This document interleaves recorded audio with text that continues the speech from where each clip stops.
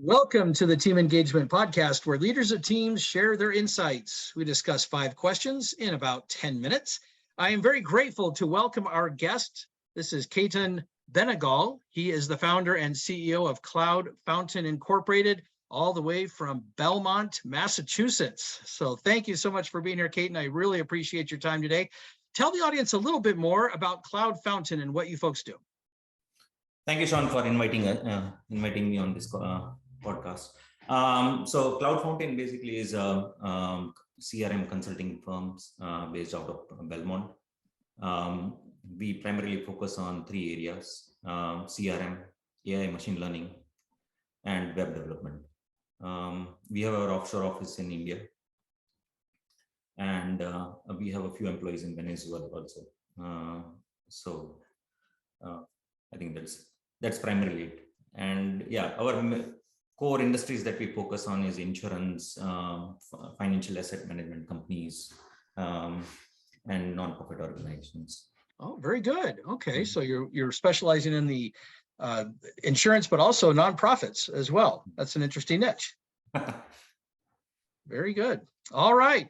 Well, we'll get to our questions then. First question. Ketan, share a time when you had maybe a conflict with a coworker or a subordinate or maybe a supervisor, and then describe a little bit about how you resolved it. There have been quite a few, but the latest one that I recall was I was a solutions architect with an insurance client, and I was allocated to another architect in my team as a shared resource.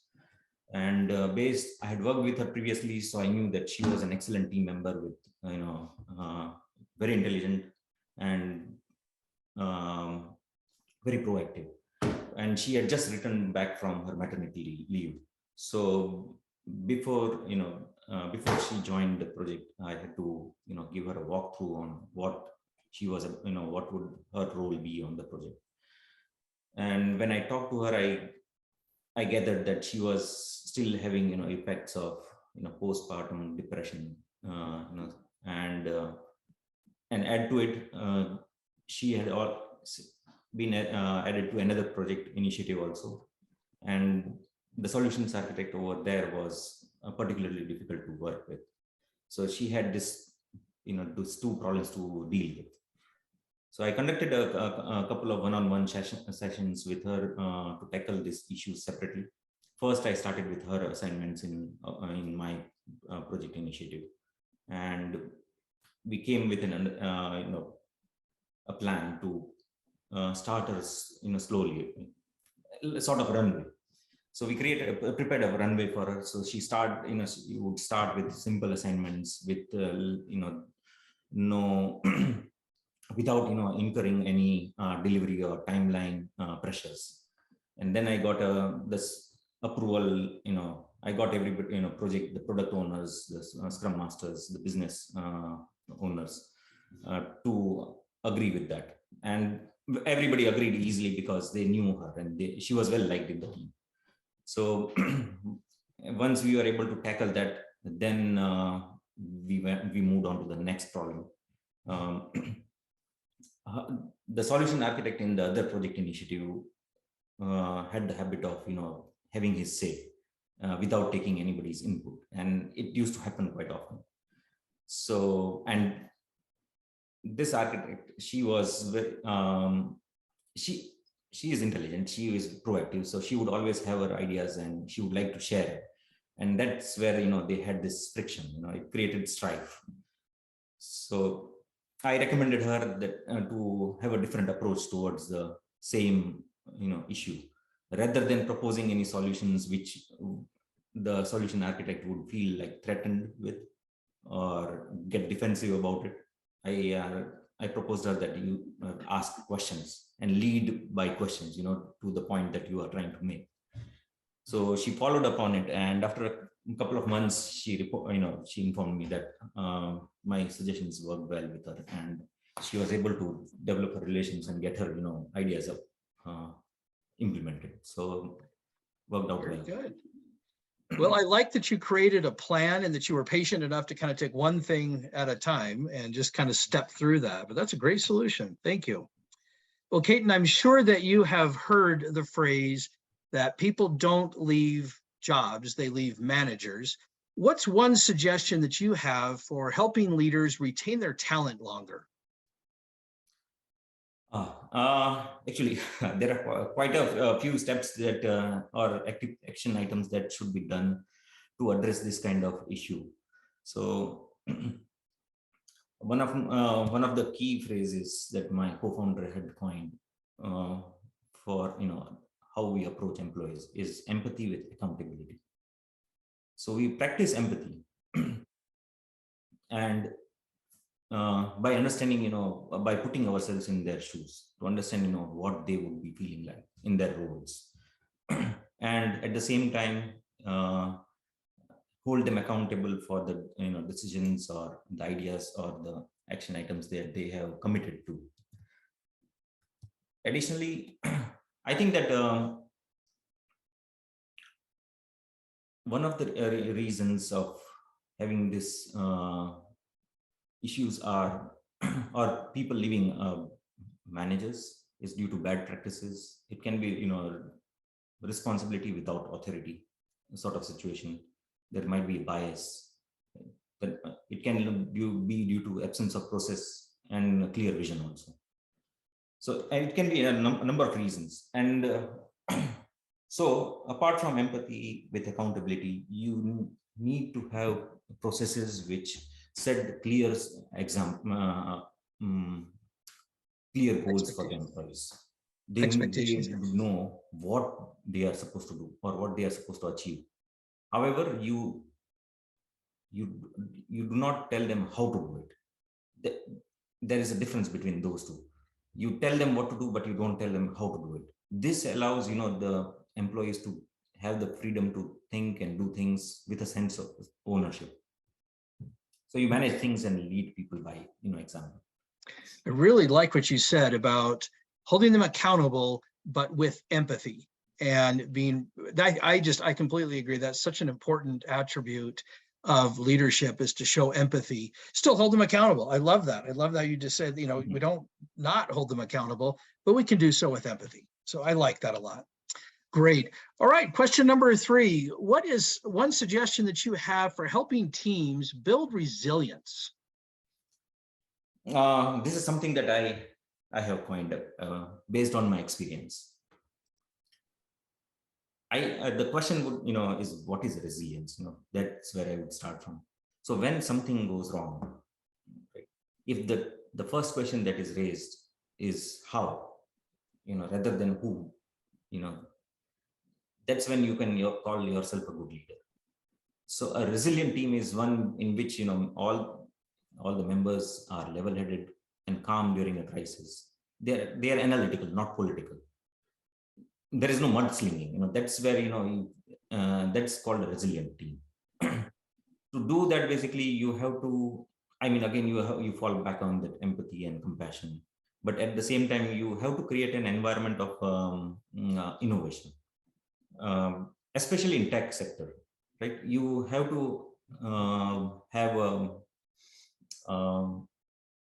you have to give that freedom to the employees to not be afraid to make mistakes, because mistakes are how you innovate. You cannot you cannot imagine Edison creating a bulb the very first time. It's that sort of thing. You have to allow them to make a mistake and within parameters, but you have to allow them to create mistakes and learn from it. And that is how you create a resilient team, because the moment you take that ability away, that's where the mudslinging starts. The question about who did it, that is the question that would first come up. So the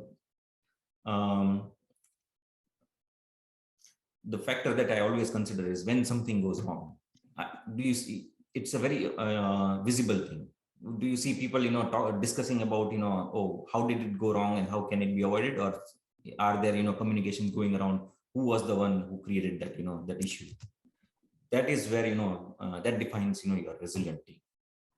So, I really like that. So from your perspective, when you're trying to build a resilient team and there's these struggles, these failures, these mistakes, whatever, your focus is more about how did it happen, not on who. I like that a Exactly. lot. It I can be really anybody. like that. Yes. Yeah, great comment. Question number 4, is there someone that you would like to recognize that has had a positive influence in your life? Definitely. A couple of people, my wife and my mom. So I grew up in a small town in India, and my dad used to work in post and telegraph, and my mom was a teacher. So during my entire school life, my parents faced immense hardships, and to ensure that we have the best education. And I still remember my mom would be riding me and my sister on her bicycle across the town in hot Indian summer afternoons. Temperature is like 100-degree plus, and for 10 miles from my school to her workplace. And she would be teaching and I would be studying, there. And when I was in 7th grade, she was doing her master's. So we used to study together in her university. So, and apart from that, she used to do a lot of jobs, and I learned a lot of, the value of honesty and hard work from her. And my wife grew up in the same town and in similar circumstances. And she is a real life, Hermione Granger. She always has to be best at, what she does. Very detailed oriented, and she would be wholeheartedly dedicated in anything that she does. So you are naturally motivated when you are around, when you see that kind of person, around you and how they put efforts. And that is, through you learn, continuously, daily. And both are excellent person. They would remember, if they meet you, they would remember minute details about you, who your family members are, what clothes you were wearing, what did you eat that day. Even after a decade, if you meet them, they would be able to recall, that day you were wearing, this, and you are, it's to that level of detail they pay attention to that person. You feel like you are the center of the universe, when you're talking to them. That's the effect they bring. Oh, that's great. Oh yeah, I'm really happy that you recognized your mom and your wife. I just think that's fantastic that you're willing to say, hey, family's important, and these are the people that had an influence. Yes. I love that. All right, well, our last question, tell us a little bit about your first job.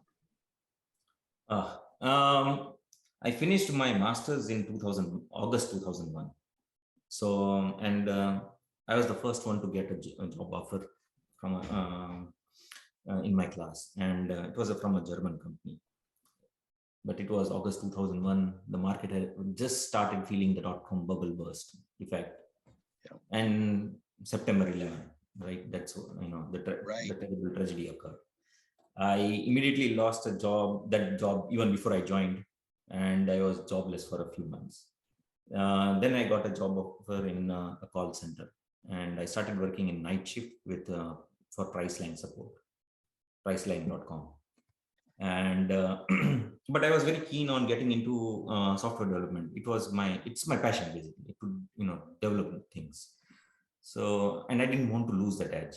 So I found a job with no pay during daytime with a small software development firm. And so I would work night shifts at the call center. I would get ready and then start my programming job.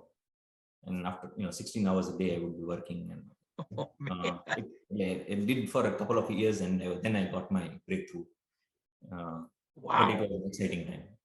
So you worked at Priceline, and that's what made you the money. But then you also did software development. Did I hear correctly? For no pay? Yeah, no pay, actually.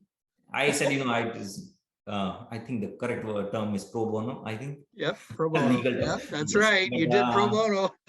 Yeah, I did it. And the thing is, even now, I'm able to derive benefits out of that experience. Even now, when I talk to customers and they talk about customer service, I can, recall my experience with Priceline.com, and I can recommend things, or suggestions based on. And I had the first-hand experience working in a call center. So I know exactly what, how the CSRs would be working, and their day-to-day. So it makes the clients very happy, you know, they understand, okay, you know, there is somebody who is first-hand experience in doing that, not just behind them. And it goes back to what you were saying earlier about empathy. You know, when you've got that job like at Priceline and customer service, you understand better, and that builds empathy to be able to relate to the people that you're interacting with. But that's awesome. Thank you so much, Ketan. I really appreciate you taking time to be on the podcast today. How can people find you? I'm available on LinkedIn. You can search me by Ketan Benegal. There's only one that exists. And, one of a kind. Yes. And I'm available through my site also, the CloudFountain.inc. Okay. And sorry, the CloudFountain.com. And if you fill out the contact us page, I would be able to, you know, it will reach me. And I'm always available on my phone. 516-637-2191. Very good. Thank you very much. Yes. Thank you, Sean, for this time. Right. You betcha. Thank you. I really appreciate you taking time to be on the podcast today. And again, I appreciate your insights and for being willing to come share them. This is Sean Richards with the Team Engagement Podcast, where leaders of teams share their insights. For more ideas, go to teamengagementpodcast.com. And we also encourage you to subscribe or follow the podcast, either on video or audio, whichever you prefer. Thank you so much for joining us. Have a great day.